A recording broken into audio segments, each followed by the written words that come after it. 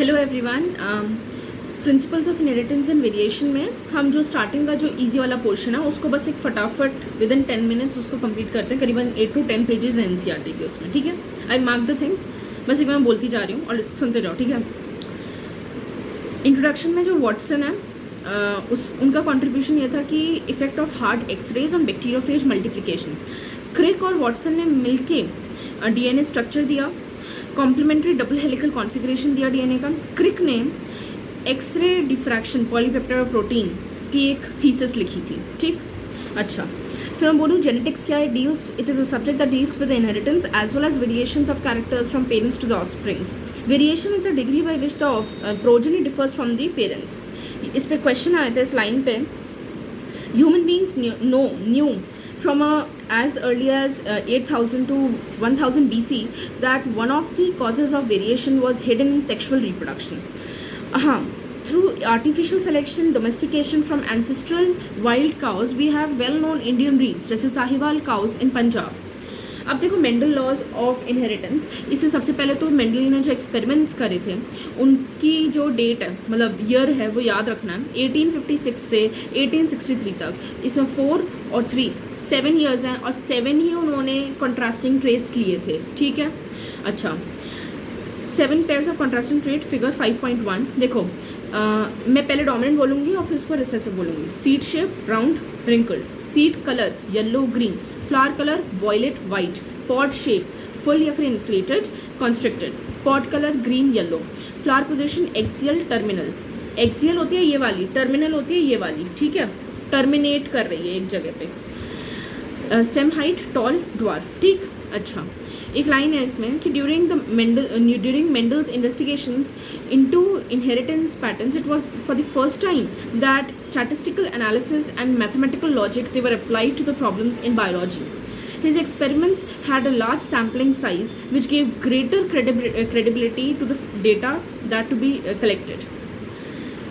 Unsubstantiated ideas का मतलब होता है कि not supported or proven by that evidence, उनके, ठीक है ना। अच्छा, एक है ना लाइन इसमें कि ट्रू ब्रीडिंग पी लाइन्स क्या होता है, वो होता है जिसमें कि that have undergone continuous self pollination that shows the stable trait inheritance and expression for several generations, ठीक है। ओके, अब इनहेरिटेंस ऑफ एक 1 जीन पढ़ रहे हैं तो इसमें यह है कि फर्स्ट हाइब्रिड जनरेशन होती है जिसको F1 जनरेशन या फिर फिलायल 1 प्रोजनी बोलते हैं, ठीक है। The tall and the dwarf traits they were identical to that parental type and did not show any blending, that is all the offsprings they were either tall और dwarf, none of them they were of intermediate height, they do not show incomplete dominance according to Mendel. Mendel ने कुछ भी incomplete dominance जैसी चीज़ नहीं बताई थी, उन्होंने सिर्फ इतना बताया कि या फिर तो प्लांट बड़ा टॉल हो सकता है या फिर शॉर्ट हो सकता है, इसके इंटरमीडिएट हाइट उन्होंने बिल्कुल नहीं बताई, ठीक। फिर contrasting traits did not show any blending at F1 और ना ब्लेंडिंग बताई। एक होता है कि अभी आएगा बाद में इनकम्प्लीट डोमिनेंस और को डोमिनेंस, ये दोनों चीज़ें मेंडल ने कुछ नहीं बताया था, ठीक है। अच्छा, एक इसमें steps in making a cross in pea, तो हाँ देखो, petal, stigma, anther, stamen, carpel, very common चीज़ें, ठीक है।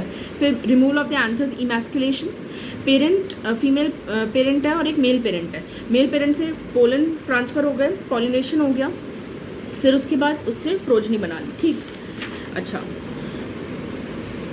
ये देखो, ये बहुत जनरल चीज़ें लिखी हुई हैं। ये जो फिगर 5.3 है इसमें मोनोहाइब्रिड क्रॉस दिखाया हुआ है, तो टॉल और ड्वार्फ था, एक टॉल प्लांट था, एक ड्वार्फ प्लांट था, दोनों में क्रॉस कराया, दोनों ही टॉल टाइप के बन गए क्योंकि capital T into small T that is capital T small T in the F1 generation and then self pollination हुआ, सेल्फिंग हुई किसकी, F1 जनरेशन की, मतलब capital T small T into capital T small T that resulted in the phenotypic ratio. अब आगे आ रहा है, वैसे मैं अगर शॉर्ट में भी बता दूँ तो phenotypic ratio of 3:1 and the genotypic ratio of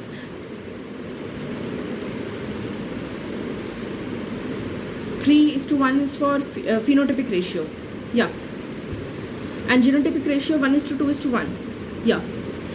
So based on this observation, Mendel proposed that something was being stably passed down unchanged from the parent to the offspring through the gametes over successive generations. So he called these things as factors. Now we call them as genes. इन्हीं factors को genes बोलते हैं. Unit of inheritance is gene. Gene which code for a pair of contrasting traits, उनको ही हम alleles बोलते हैं. That is, they are slightly different forms of the same gene. Sorry. अच्छा, capital T और small T they are the alleles of each other, मतलब एक ही gene है पर दो एलील्स हैं, एक कॉन्ट्रास्टिंग ट्रेट बोल लो, ठीक है। ना Mendel also propose that in true breeding, मतलब टॉल है या फिर ड्वार्फ पीक वैरायटी है, तो the allelic pairs of genes for height they are identical, जिसको होमोजाइगस बोलते हैं, कैपिटल टी स्मॉल टी, ठीक है। ओके फिर आते हैं, एक लाइन थी यहाँ पे कि capital T small T plant is heterozygous for genes controlling one character height, it is a monohybrid and the cross between capital T and small T is a monohybrid cross, ठीक।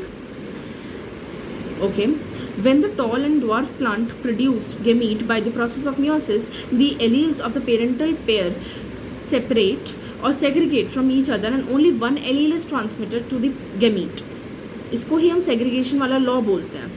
अच्छा, production of gametes by the parents, the formation of zygotes, the F1 F2 plants can be understood from a diagram that is called Punnett square.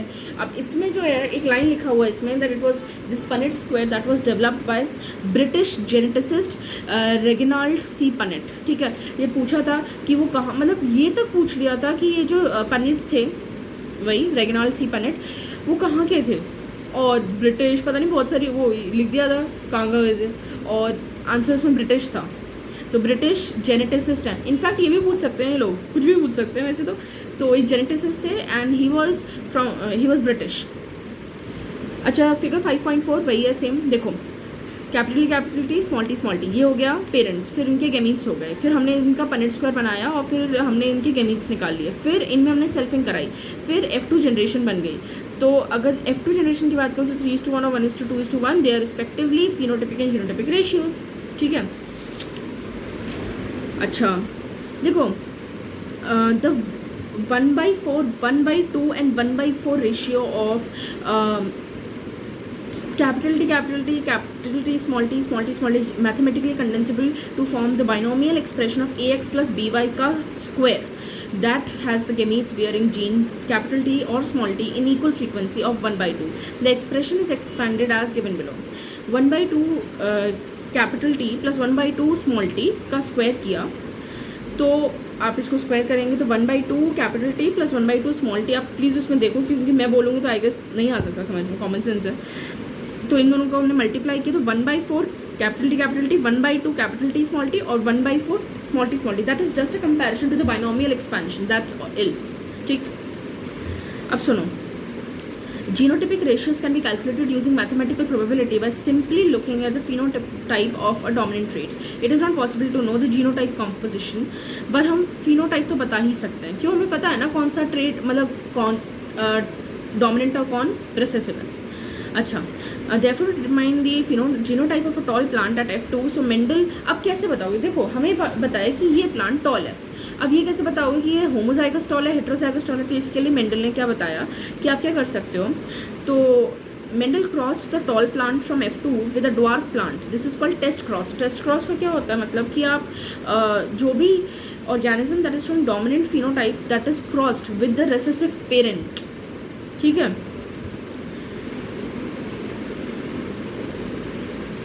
It is a typical test cross of an organism showing a dominant phenotype crossed with recessive parent instead of self-crossing. So the progenies of such a cross can easily be analyzed to predict the genotype of the test chromosome. अब देखो एक figure दिया हुआ है, इससे सब समझ में आ जाएगा ये टेस्ट क्रॉस क्या होता है। तो 5.5 डायग्राम जो है उसमें देखो होमोजाइगस रिसेसिव स्मॉल w और दैट इज़ फॉर वाइट, और होमोजाइगस रिसेसिव यहाँ पर भी दिया। अब क्या हुआ कि हमने एक डोमिनेंट फिनोटाइप वाला लिया पर्पल कलर का, अब ये नहीं पता कि वो कैपिटल W है या कैपिटल W और स्मॉल w है। अब क्या हुआ, हमने इसके गेमीट्स बनाए अलग, पर्पल वाले के और वाइट वाले के बनाया, फिर क्रॉस कराया।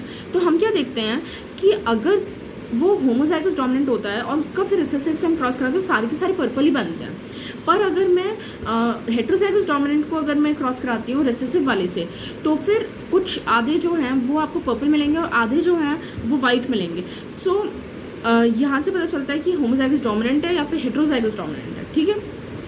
अच्छा, अब क्या हुआ कि based on his observations on monohybrid cross, Mendel propose 2 general rules to consolidate his understanding principles of inheritance या फिर लॉज ऑफ इनहेरिटेंस। पहला लॉ था लॉ ऑफ डोमिनेंस और सेकेंड लॉ था लॉ ऑफ सेग्रीगेशन, ठीक है। अब देखो लॉ ऑफ डोमिनेंस के बारे में बात करूँ तो इनमें 3 चीज़ें लिखी हुई हैं, क्या क्या, sorry, characters they are controlled by discrete units that are called factors. Factors occur in pairs. पहला तो ये डिस्क्रीट यूनिट्स फैक्टर्स, फिर फैक्टर्स जो है वो पेयर में मिलते हैं आपको, और dissimilar pair of factors. In a dissimilar pair of factors one member of the pair dominates the other. इस वजह से एक डोमिनेंट और एक रिसेसिव हो जाता है. ठीक है. Now expression of only one of the parental characters in a mono hybrid cross in the F1 and the expression of both in F2. It also explains the proportion of 3:1 obtained at F2. अब मैं segregation की बात करूँ, इसको ध्यान से सुनना. देखो ये इस लॉ के अकॉर्डिंग क्या होता है कि alleles they do not show any blending, मतलब that both the characters that recovered as such in the F2 generation, though one of these is not seen at the F1 stage. Though the parents they contain two alleles during gamete formation, the factors or alleles of a pair segregate from each other such that the gamete receive only one of the two factors. या फिर तो tall मिलेगा, फिर dwarf वाला मिलेगा, या फिर capital T या फिर small t. ठीक है. Of course, a homozygous parent produces all the gametes that are similar, while a heterozygous one produces two kinds of gametes, each having one allele with equal proportion.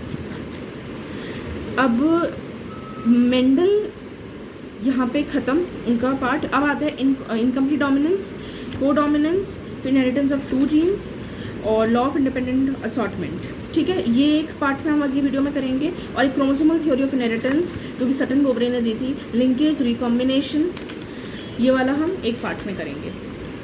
Till then bye. 2 videos और हैं और फिर ये chapter ख़त्म. Bye.